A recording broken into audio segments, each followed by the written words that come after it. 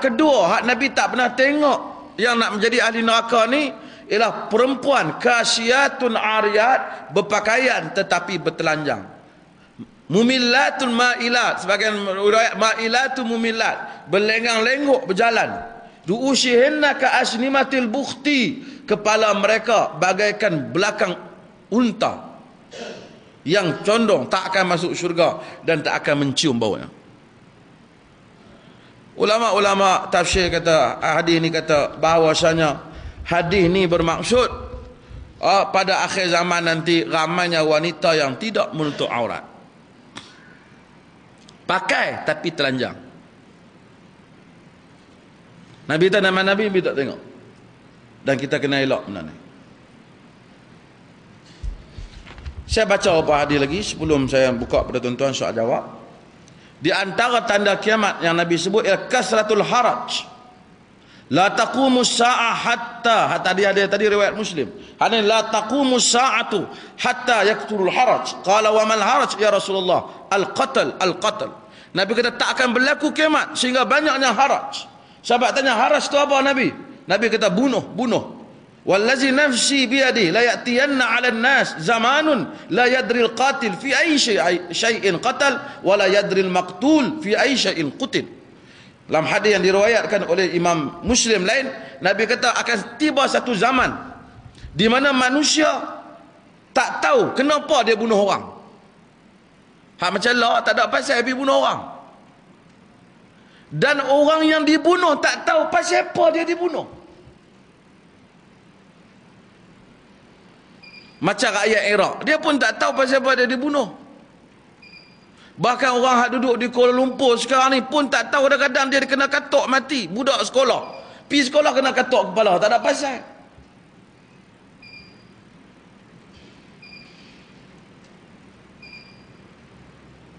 Tapi Quran kata laula idh ja'ahum ba'suna tadarra'u, sepatutnya apabila kami beri ujian pada manusia mereka tunduk pada Allah Azza wa Jalla. Macam mana nak tunduk?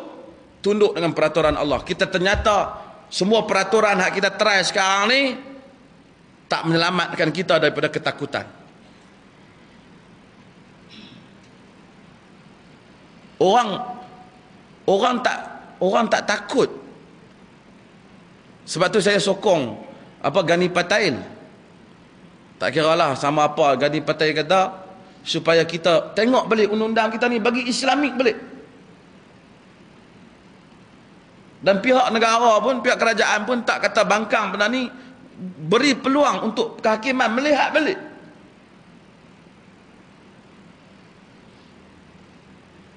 Kita selalu kita kata, satu contohlah undang-undang potong tangan mama.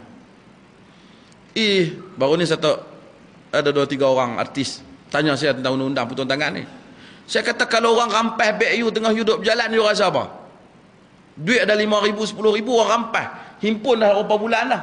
Dia kata kalau dapat kat saya cincang dah, saya tembak dah. Kata Islam tak kata cincang, tak boleh, potong tangan dah lah.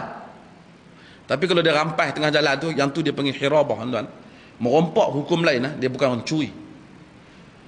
Dalam Islam mencuri hukum lain, rompak hukum lain. Sebab dia menimbulkan suasana yang berbeza. Orang curi ni orang sengak-sengak. Orang duk mayang di masjid, dia main ikut belakang, curi beg, buat lari. 5,000 hilang. Puak jenis tu kalau dapat, potong tangan dah. Kita kata, kesian nak potong tangan dia. Kawan nak kena curi tu jangan main.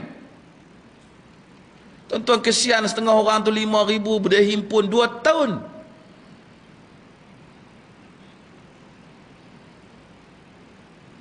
Bukan harga tangan tu, tetapi masalahnya ialah dia adalah satu jenis penyakit. Manusia bila dia bermula jenayah, ini saya cakap dalam konteks yang umum, termasuk orang yang merompak. Rompak ni kita potong tangan dan kaki berselang. Sebab apa?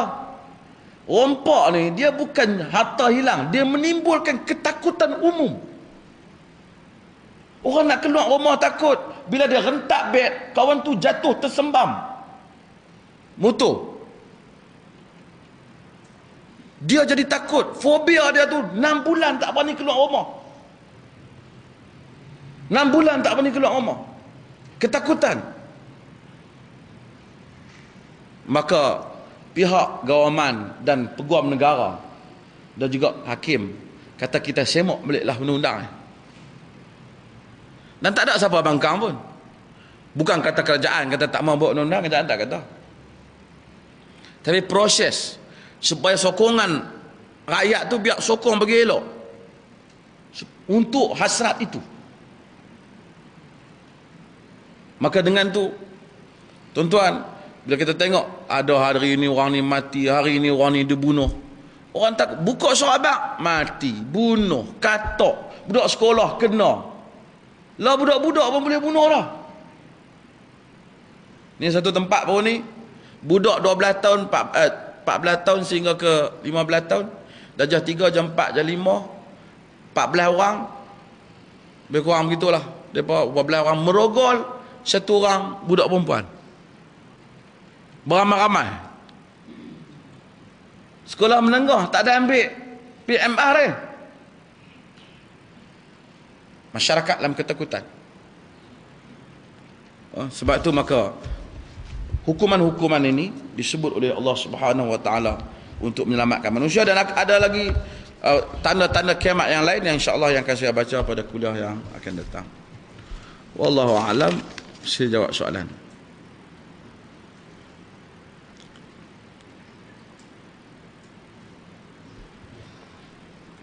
Larangan isbal. Isbal maksudnya ialah melabuhkan pakaian bawah daripada 2 buku lali, tahta ka'bain, fannaru aula biha. Apa yang di bawah 2 buku lali maka neraka lebih patut untuknya. Maka para sahabat sensitif dengan jubah yang bawah pada 2 buku lali. Sehingga Umar bin Khattab radhiyallahu an, pada akhir hayatnya semasa beliau berada di atas katilnya ketika ditikam, masuk seorang orang muda. Ketika orang muda tu nak keluar, dia nampak baju jubah orang muda tu labuh. Dia panggil, ya fata ta'al irfa' izarak fa innahu anqa li thawbika wa adqa li rabbika. Wahai orang muda, angkatlah pakaianmu, sesungguhnya ia lebih membersihkan pakaianmu dan lebih menjadikan engkau bertakwa kepada Tuhan. Maka melabuhkan jubah pada sangat sensitif di kalangan salaf. Jubah dulu, saya tapi jangan bak lain. Sebab golongan pertama kata tak ada sebab. Sebabnya labuh jubah. Labuh jubah ya dosa, dan neraka lebih patut pada apa yang dilabuhkan. Golongan kedua di kalangan ulama, masalah khilafiyah. Golongan kedua di kalangan para ulama menyatakan ia merujuk kepada sabab urudil hadis. Sebab hadis ini disebut iaitu